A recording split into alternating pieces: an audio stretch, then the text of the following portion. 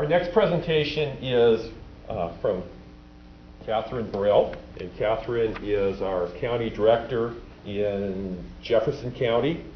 And I don't think we got a bio in there on Katherine, but okay. Okay, I'll remind you of that later. Anyway, the committee was thinking about who could set the stage and who's the idea person and who has a vision and that type of thing. And Katherine's always sending out emails like, sounds like what Ron Sims would do. Hey guys, what about this? Hey guys, what about that? So we decided, well, let's see what Katherine has to tell us and set the stage kind of for the conference and some of the things that we can certainly think about.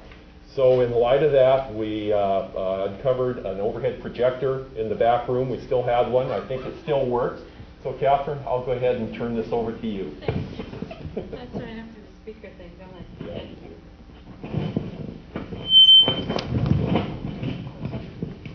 Basement, so that's why I still have the World 2 technology.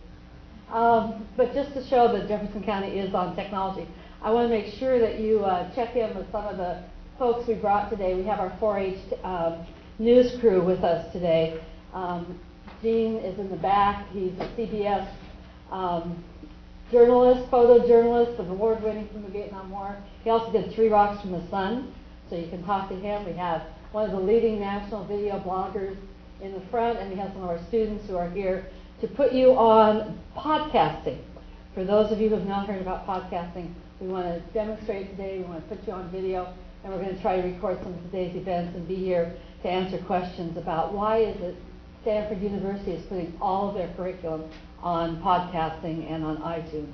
So hopefully they'll make their high tech will make up for my low tech. And also make sure to watch Gene and Jack's shoes. They are potential rechargers for batteries. So I want to thank everybody for being here today. I feel like I'm really among friends who've dreamed dreams for 10, 20 years, and a lot of the things we talked about when I first came to Extension are actually coming true.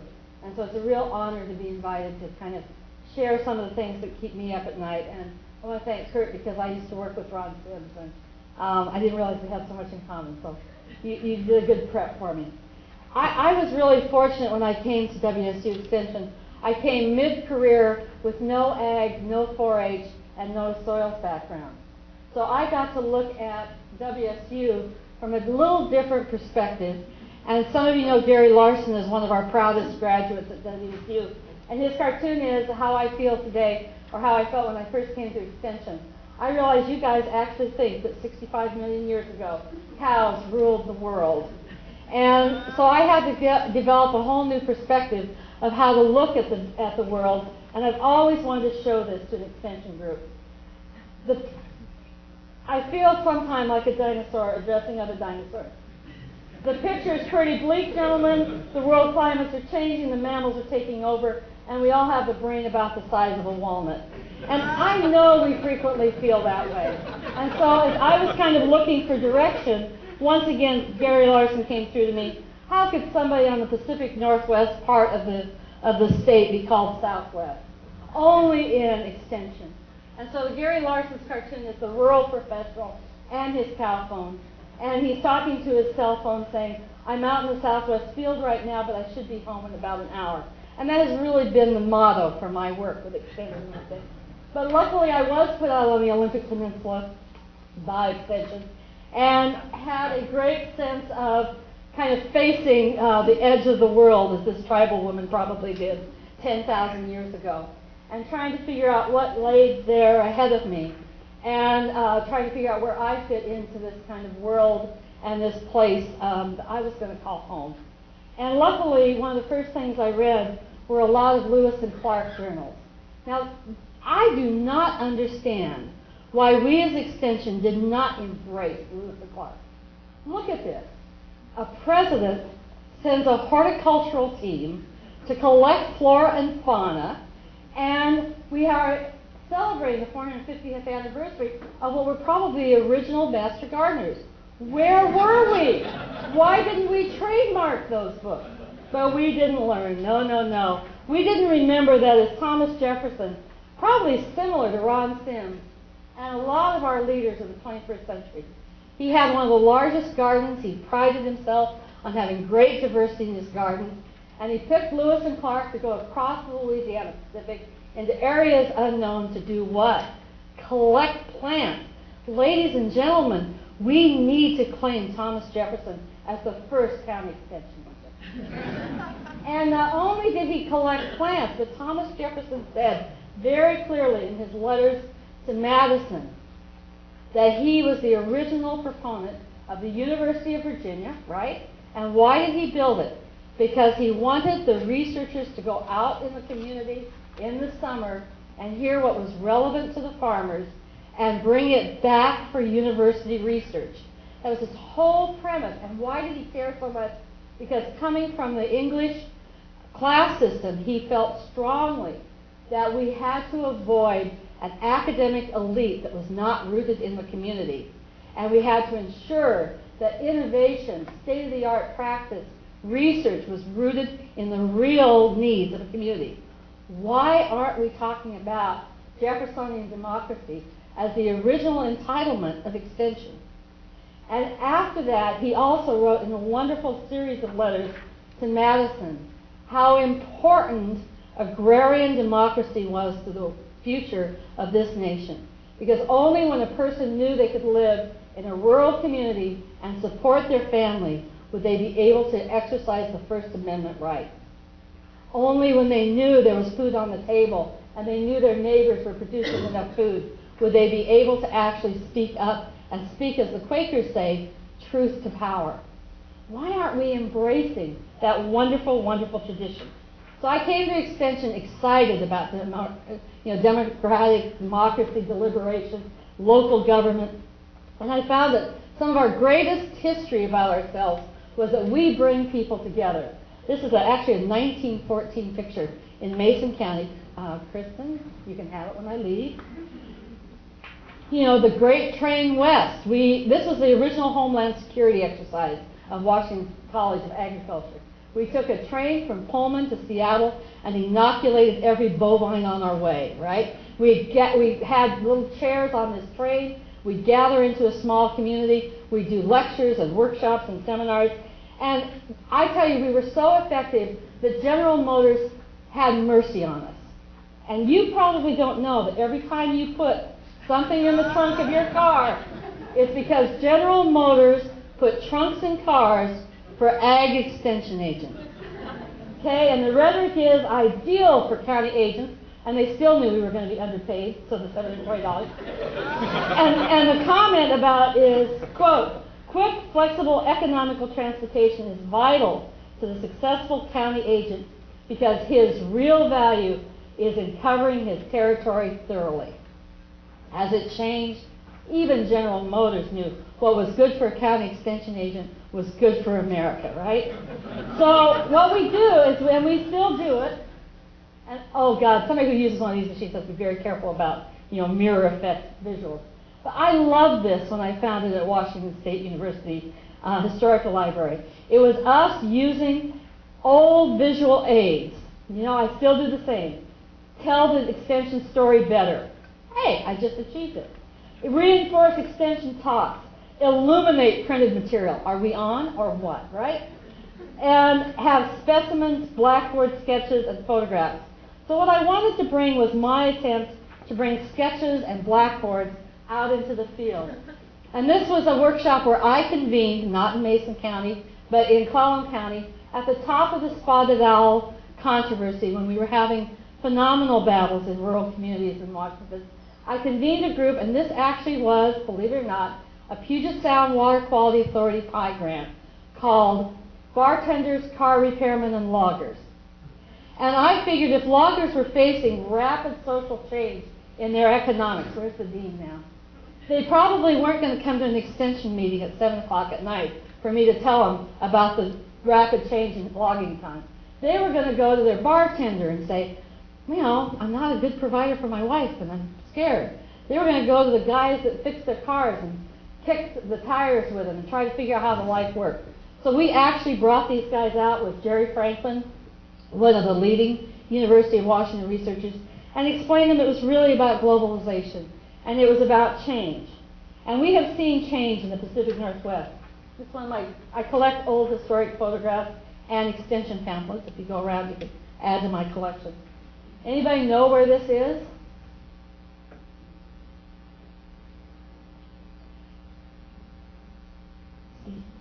It is basically a Shilsho looking west, okay? And we have this great history about being an agency with a sense of place. And yet we frequently don't know our own history in that place. We also have a myth about what we did in terms of the Green Revolution and bringing food to the people because of heavy genetics and building a better soybean. But as we were talking about this being our contribution to the world in the late 1950s and 60s, what happened was this image. This image, according to the Smithsonian Institute, was seen by 4/5 of the world's population within 5 days of when the astronaut took the picture. And what it did, according to the Smithsonian, was shift the way we see the world as dramatically as when Copernicus said the world might not be flat. We immediately realized that we didn't live in an unfettered wilderness, but we lived in spaceship Earth. I also have a great story about a young 5-year-old who was tagging onto his dad's sleeve saying, Dad, talk to me before you leave this morning. And he said, honey, I'm a very, very important lawyer. I'm going to the Supreme Court. We're going to argue about salmon cases. He says, Daddy, you got to talk to me. It's raining. And this attorney says, oh, God, have I raised a brilliant child? And yes, it's raining in the Pacific Northwest. And he says, why is that such a big deal? He says, Daddy, we're the only planet where it rains. And that awareness of a 5-year-old and the knowledge that 4/5 of the world, of the surface of the world is water, and yet only 1% of that is suitable for drinking, and half of that is polluted, is to know that 4/5 of the world's diseases that are killing children would be solved with a simple glass of clean water. And yet here we sit as white folks in the richest region in the world, drinking out of the plastic bottle that will stay in our environment for 450 years. And when are we going to begin to really articulate the ironies of our positions? We are going to begin to see worlds not managing trees because that's all we can see, but actually managing practical, physical systems of ecosystems and watersheds. Because we see these issues, because of technology, we now can begin to manage major ecosystems and watersheds. We can actually see that north of Port Townsend is Victoria, and 4/5 of the water in my bay comes from the Fraser River because I live downstream from the Puget Sound water, from the Georgia Basin watershed. We can actually start talking about our language and our place in terms of bioregions, not nations and states. And we will recognize that the #1 Pulitzer Prize winner in economics last year was about the end of the nation state, and how around the world we are beginning to look at economics based on bioregions, self-sufficiency, food and farm, education, transportation, and commercial development by clusters. That's one of the biggest trends, and we can be leaders in it because we know how bioregions function. We can also recognize, as I soon did, that in the Pacific Northwest, we have the largest amount of biomass per square foot of any place in the world. We may be more diverse than the Brazilian forest. I love, wonderful entomologists like Sharon and Art who've taught me when I put my foot down, I do it rarely now, because I realize in the Olympic National Park in every cubic foot of soil, there are 180 different arthropods pushing my foot back saying, don't step on this, Katherine, you don't have to do this. So we know, I remember the feeling when I came from the desert of putting my foot down and having that moisture and that fungal smell, and now we know that mycorrhizal fungi might be one of the most exciting, innovative edges of research, and we can be there. I've got a young farmer in my community who attended a workshop in Port Townsend. 50 nations were represented talking about the medicinal uses of mushrooms, something that we can be a national and world leader in. This picture is actually a photograph I took my first month with WSU in Port Angeles. And it was one of the great last logs that was cut off the Olympic Peninsula. And we've gone through a transition in the last 20 years of thinking of ourselves as a colony that extracts and uses pulp and fiber and ships it to other places that add value, to really managing our forests for the recreational and I dare say even spiritual use. How many of you knew that in 1890 we had citizens out monitoring streams in Pullman? These are extension agents. What a great assignment, right? Catch all the Dolly Varden you can in a day. Unbelievable. But from that kind of research, 20 years ago, we began to recognize that our own watersheds were at risk. We began to do the Puget Sound Water Quality Action Team, the Hood Canal, and we began to realize that our watersheds were starting to look like this. And this talks also about the polarization of growth management and how our communities were unprepared to come together in a long-term public dialogue. Instead, we dealt with our most private economic interests instead of what kind of legacy we were going to leave our children. We began to look at large artifacts like this. This is the Elwha Dam, which is a great example of the Industrial Revolutionary period. The 1900s, about one size fits all, a dam, utilitarianism, efficiency. And ladies and gentlemen, I'm here to say that in this region, we not only experienced Mount St. Helens, which is one of the largest scientific experiments in the Western society in the last 100 years.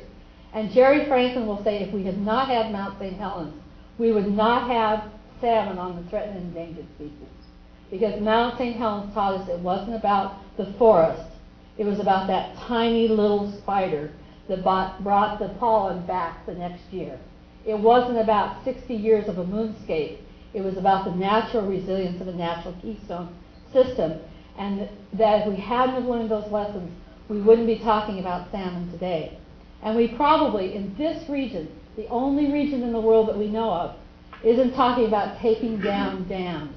The historic significance of actually removing the Elwha Dam.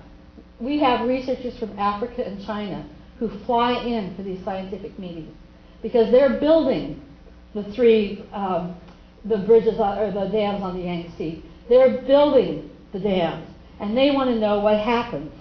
They want to know what the unintended consequences are of which side of this line is private land and which side of it is public land.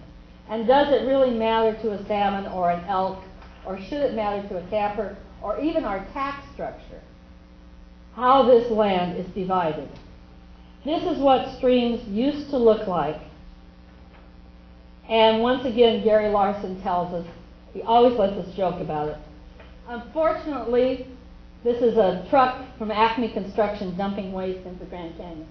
Unfortunately, Larry had always approached from the side that wasn't posted, and the natural phenomenon was destroyed before anyone could react. Or one of my favorites that I love using with fishermen. Two guys fishing, watching the atomic bombs explode in the background, saying, "I'll tell you what this means, Norm. No size restrictions and screw the limits." So whether we got here by being a ship of fools or a car of idiots, we've gotten enough information to know that how we approach systems isn't working. And so what I think Extension's tremendous strengths are, why I am, like Art says, are you having a good time? I'm having the time of my life, and I hope each of you are too. This is the most exciting time to be involved in extension and natural resource issues, and we are living in a region that is one of the most exciting in the world to live in. I was on the President's White House Council for Sustainable Development, and as usual, I come late to the meeting, and I sit down to this guy, and I said, "Hi, my name's Catherine. Who are you?" And he said, "I'm Ed Barnes. Where do you work?" "C.B. Geigy." "No kidding. What does C.B. Geigy do?" And he looks at my name tag, he says, "Don't you work for Extension?" I said, "Yeah, but I'm an unusual extension agent." He said, "You must be, because C.B. Geigy is the largest petrochemical ag fertilizer company in the globe." I said, "No kidding. So what brings you to my watershed?" And he said, "I have been around the world as the CEO of this company. I think agriculture and fuel-based fossil fertilizers have about 5 more years.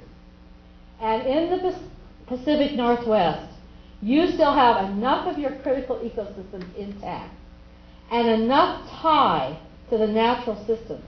That if you can figure out a way to have clean water, salmon, and growth, the rest of the world is your market.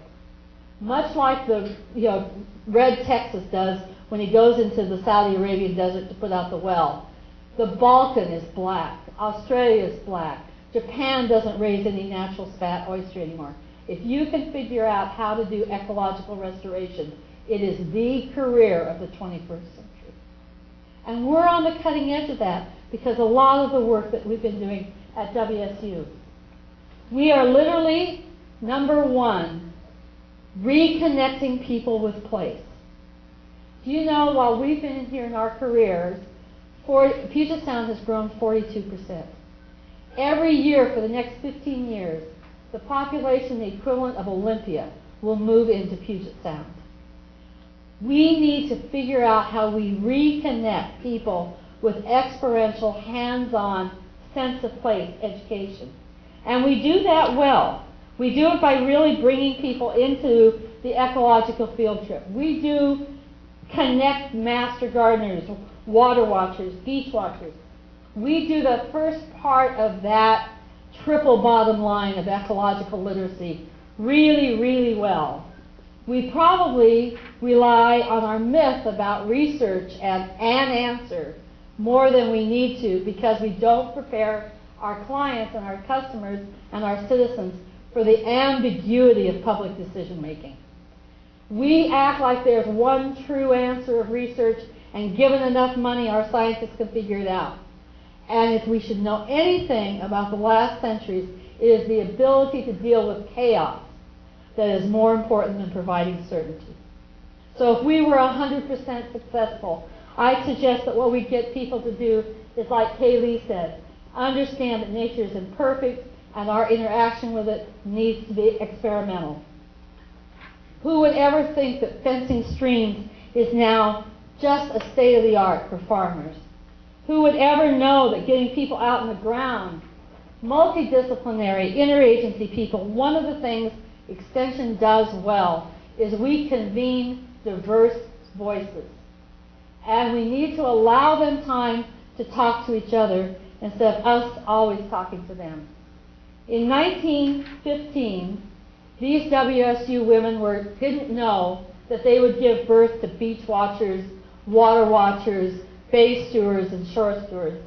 But absent the clothes, these are the very same women. They're curious, they're involved with lifelong learning. And the second thing we really need to do, in addition to place-based education and connecting people to place, is we really need to ignite the passion for lifelong learning.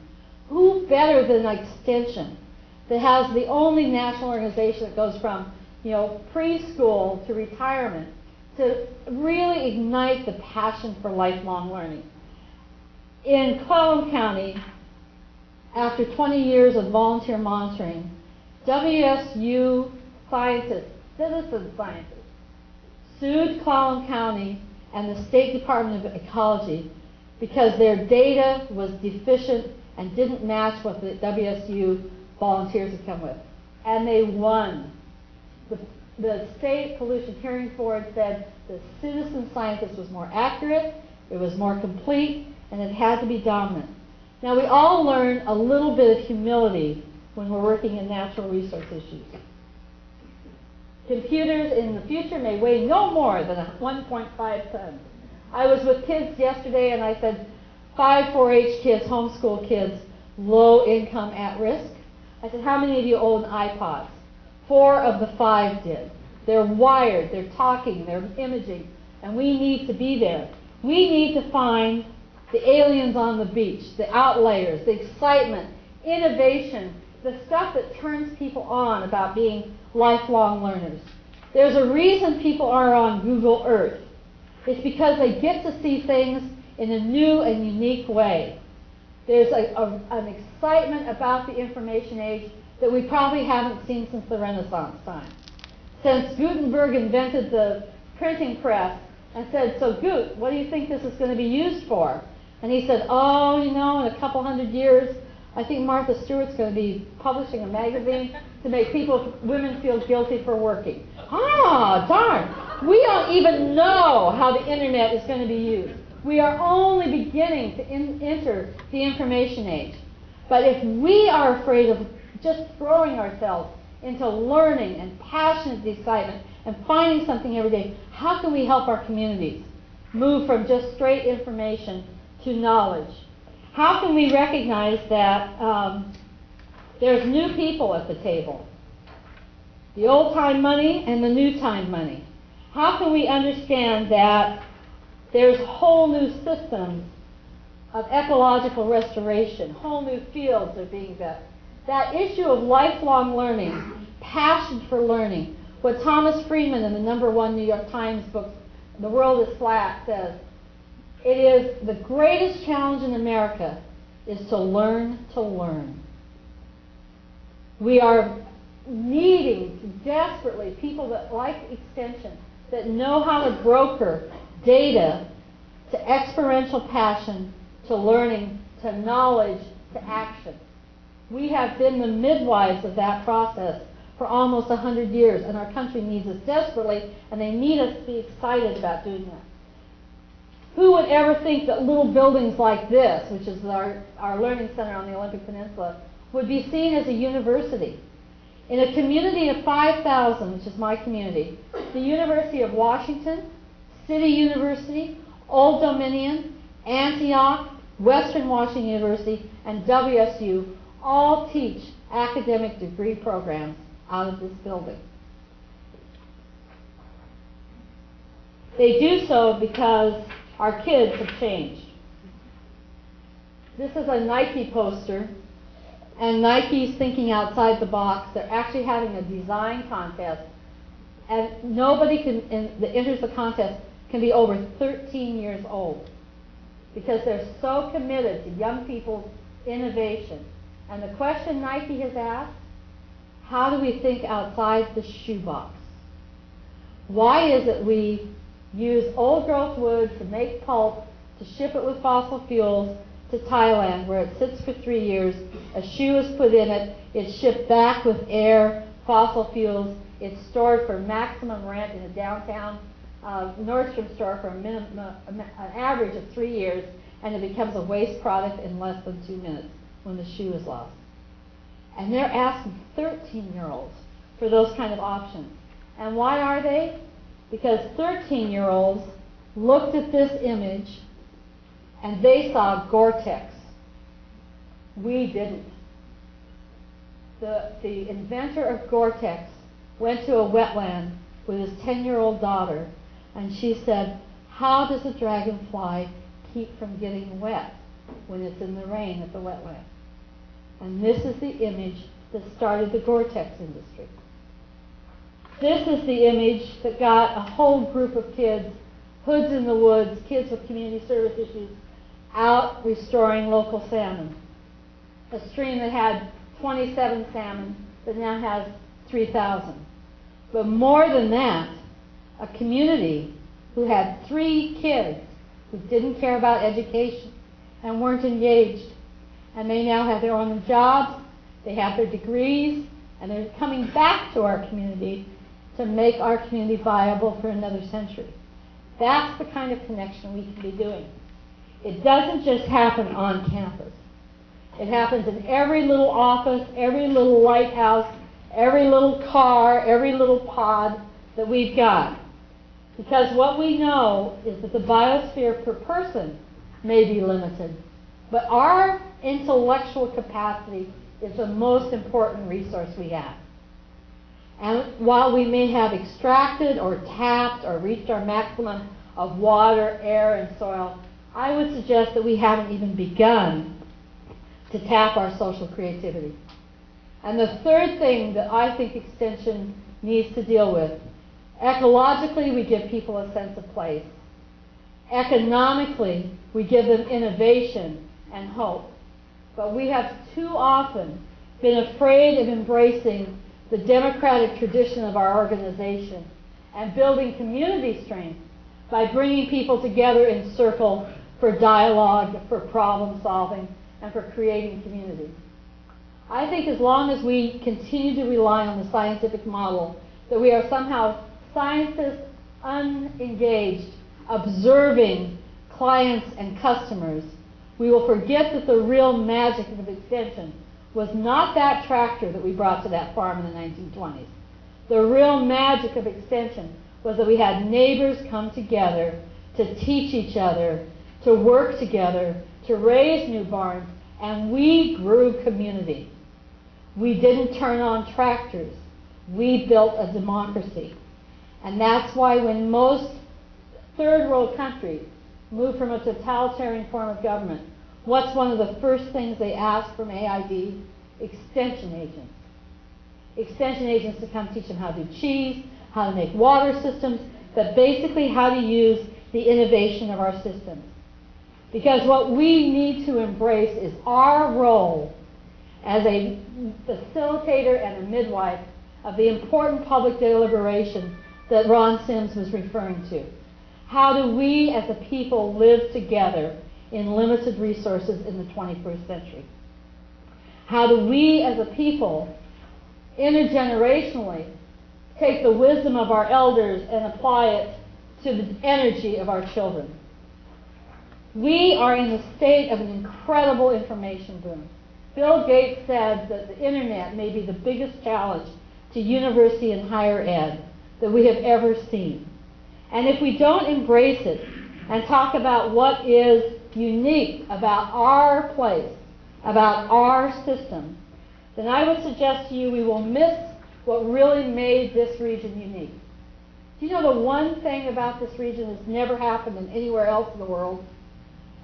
We live in a region of such natural abundance that for 10,000 years, tribal leaders were known by how much they gave away.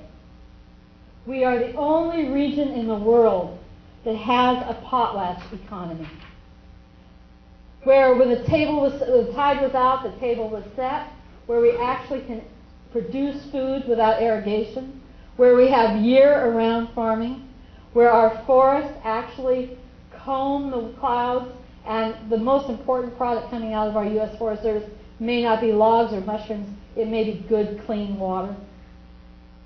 We are one of the places in the world where a person's status in their community was based on how much they gave away. And we as an organization have a tremendous amount to give away if we're willing to confront the three parts. Ecological literacy, giving people a place in the connection with their place. Economic resilience, tapping innovation, business development, economics. And third, building stronger communities by really being willing to engage in the democratic dialogue. Helping people engage diverse voices in critical problem solving on issues that matter. It's not entertainment, but it's really the dream of the Thomas Jefferson when he was being our first county extension agent. And I'm going to read it because I think for me it hangs on my wall and it's why I go to work every day. I know of no safe depository of wisdom and the ultimate powers of society but the people themselves. If we think of them not enlightened enough to exercise their control of discretion, the remedy is not to take it away from them, i.e. regulation or tax or whatever other system, but to inform them through education. The only way to get the base of the problem is through the greater public interest and definition of its own interests. This means the public has to be invested in deliberations over the difficult choices that are involved in delineating the public interest. When I came to Extension, I realized I had this kind of holy place in the community like a minister. Everybody goes, oh, you're the county extension agent. And I want to suggest it's because we stand on the shoulders of people who are willing to not only turn on the tractor, sit down and have a piece of pie, but really engage that community in building new barns. And I don't think we've ever been needed more than now. And natural resources is really the way to cure the polarization of this community and help us move to a better 21st century. And I'm proud to call you colleagues. When I was at Northwest Water Resources Committee, I had the chance to work with a fellow named Stu Bledsoe. Stu was Mr. Marlboro. He was the father of Drew Bledsoe, the WSU quarterback. He was really the smoke and smoke-filled rooms behind Dan Evans for about 20 years as the head of the House of Representatives. He was the first one to pull corporate and tribal people together to try to resolve the U.S. v. Washington case. The case where we went to the Supreme Court 13 times as a state and lost 13 times, and the Supreme Court said they'd never seen such overt racism since the busing cases in the South, and the Supreme Court federalized our fisheries and water. We sat for about an hour waiting for Stu to come. He didn't show up, and then in the back of the room, here came Drew Bledsoe holding a 70-pound grandfather, walking him up in front of him, and Stu stood in front of all 500 of us, clearly within days or hours of dying from cancer. And he started to tell a joke, and he forgot it. And we all looked down, we were embarrassed, we were like you are when you see a friend as weak as possible. And then, like many cancer patients, Stu got totally clear, and he looked out at the audience and he said, "You know what? You think I'm going to die. I don't think I will. But if I do, I worked on the most important issues facing my generation with the best people. And I wish you no less." And that's my wish for extension, that we really are working on the most important issues with the best of colleagues, and that we're making a difference. If you look to the left and you look to the right because of who we are and what we care for, this is the room. If not us, who, and if not now, when? Thank you.